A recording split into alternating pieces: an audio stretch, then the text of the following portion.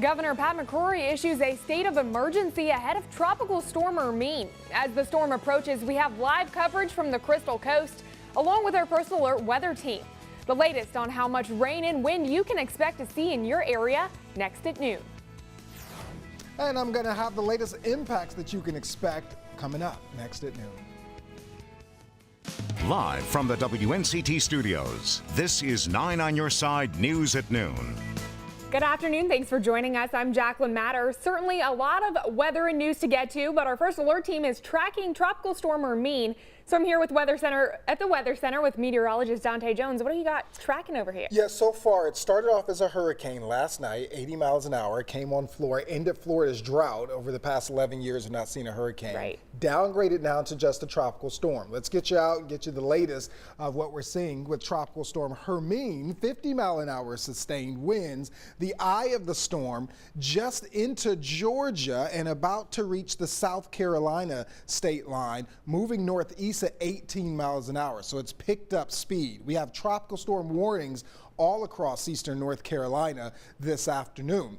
Stratiform rain here, light to moderate rain showers moving across the east. Started off this morning just around Highway 70 and south, but as the storm gets closer, then we get rainier and everybody shares in on the action. We're going to fill in that throughout the day, and that gets heavier in intensity and in coverage, and then we gusty the winds as well. Temperatures held down because of the clouds and the rain in the lower to mid 70s. We got 77 as we go throughout the afternoon and throughout the evening as well. 77 for us, and then 71 by 9 o'clock. Here are your headlines. Hermine impacts breakdown I'm going to give to you. Then the weekend's not a complete washout. We've got great weather heading into next week. I'll have your First Alert 7-day forecast in the next few minutes. Jacqueline. All right, well, as Dante mentioned, along the East Coast, the big story is Tropical Storm Hermine. Right now, folks are seeing rain and winds as the storm is now at the Georgia-South Carolina border. While it may not be a hurricane currently, that was not the case along the Florida Panhandle overnight. The Sunshine State is recovering after the Panhandle was hit by Category 1 Hurricane Hermine overnight. This is the first hurricane to directly hit the state in over 10 years, leaving thousands of people without power to deal with the flooding. Meanwhile, here in North Carolina, people are bracing for heavy rain, high winds, and the potential for flooding. This morning, Governor Pat McCrory says the state is ready to handle the weather coming our way. Again, our goal is to be over-prepared and underwhelmed when it comes to this storm. We want everyone to please be safe, especially with any high waters on our roads or in the ocean or on rivers and streams, especially in eastern North Carolina. Right now, more than a dozen soldiers from the National Guard are on standby in Kinston and New Bern, and we're monitoring the conditions here in the east. That's where we find WNCT's Jessica Jewell, who is live in Atlantic Beach with an update on the conditions there. Jessica, what's it looking like? The rain and winds have really picked up here over the past 30 minutes, really. I've been out here since this morning about 4, and it has rained nonstop pretty much since then. Now take a look behind me. You see there's already water ponding up in the sand here. People are very concerned that they're going to see this in the roadways here. It's raining for a few days now, and they're concerned that that soft ground is going to make it flood very easily here. Now, people have been out here all this morning. Take a look at what we saw earlier today. Crews came out here to pick up trash cans and other items that might blow away on the beach. People around the city say they're moving things inside, removing any loose tree limbs, and tying things down that could fly away. I spoke with several people on the beach today who each had their own unique perspective heading into the storm. We come every Labor Day, and we weren't going to let a little tropical storm keep us away. I'm not really concerned with this one. It builds, yeah, I might get a little concerned. You can get a decent storm surge here. And I've had friends lose houses in storms not much bigger than this one.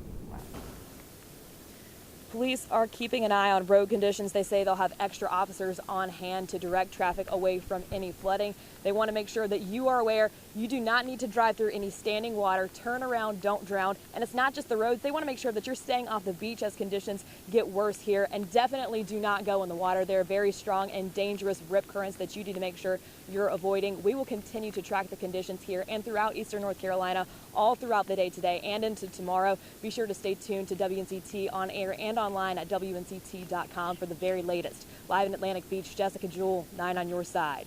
All right, thanks so much, Jessica. Meanwhile, in Onslow County today, the Emergency Operations Center will function in a limited capacity till 3 this afternoon. Additional command center staff will be working throughout the evening. And in Pitt County, crews spent yesterday clearing debris from culverts in Greenville. Street Superintendent Ronnie Donnelly says it's important to make sure drains are able to handle water flow properly. He says if you have drains near your home, make sure they're clear of any sticks or garbage. And in preparation of Hermine's arrival, schools across the east are already taking extra precautions. Many are closing in the next hour. We have them scrolling at the bottom of your screen. You can also find the full list on our website, WNCT.com.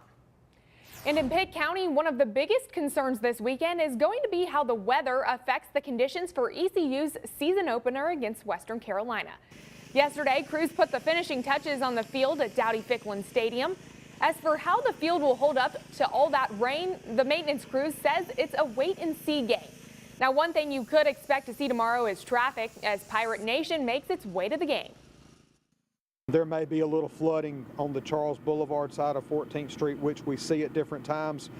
But with the later start in tailgate and the later start for the game, hopefully the storm will be moved and any standing water that we do have will have receded by that time. Free Boot Friday tonight has been canceled. Kickoff for the game is Saturday at 6. And if you're going to this weekend's game or any other events in the East, you're going to want to know this weekend's forecast, so make sure you download our WNCT First Alert mobile app. It's free in the Apple App Store and Google Play Store. And for your daily tropical update, you can head on over to our website, WNCT.com. Hermine is also expected to create headaches for travelers. That's right, despite the storms, it's still Labor Day weekend, which means there's going to be a lot of traffic.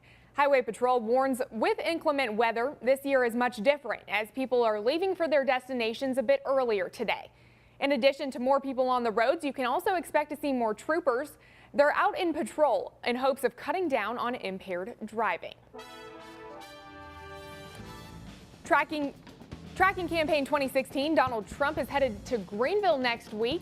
The Republican presidential nominee made the announcement on his website yesterday. A rally will be held at the Greenville Convention Center on Tuesday, and doors open at 4 o'clock. We have a link to get tickets on our website. Visit WNCT.com.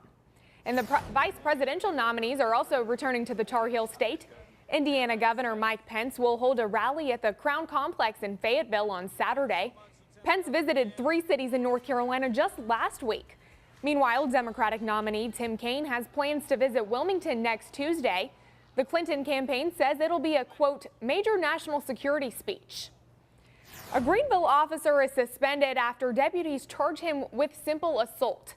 GPD says the charges stem from allegations involving Officer Eric Robinson and his ex-wife's child.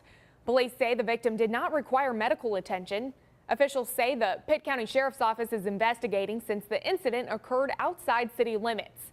Robinson, a 10-year veteran of GPD, is now facing a misdemeanor simple assault charge. New this afternoon, the State Bureau of Investigation is looking into an altercation between a deputy and driver in Pamlico County. The Sheriff's Office says a deputy tried to perform a traffic stop Wednesday on Highway 304 when a physical altercation occurred, and the deputy used force to arrest the driver. Sheriff Chris Davis contacted the district attorney's office after receiving conflicting information from witnesses and cell phone video from social media. The sheriff's office is fully cooperating with the SBI. All right, well, the time is 12:07. Coming up on your news at noon, Hawaii just nearly escapes the impact of Madeline. Yet another strong storm is headed its way. The potential effects the second storm could bring to the island. And with 11 o'clock a.m. advisory from the National Hurricane Center, we have a new path, and we also have new updates for you as far as the impacts across eastern North Carolina with Tropical Storm Hermine. I'll detail that for you coming up next. Stay with us.